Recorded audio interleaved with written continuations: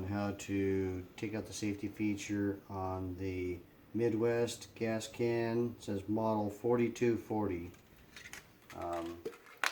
So you basically just take this apart by pushing this in, slide this out, take a screwdriver and take this O-ring off, and then this will slide out, throw the spring away. You can take this little handle and push this button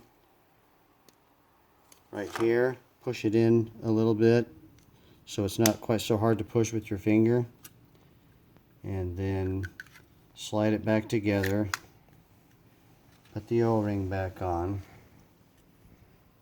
Then when you need to pour gas, you just take this off, push this button, push that in, you can pour your gas. When you're done, you pull it back up.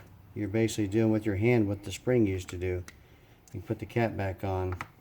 Then on this piece here, I usually just cut this thing off. Get a pair of angle cutters. These won't really work, but anyways, you just cut this off, and then you don't have to mess with the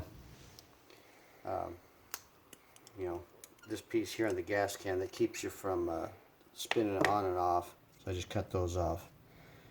So this is for the 5-gallon Midwest gas can, model 4240. You probably can't see that, but that's it.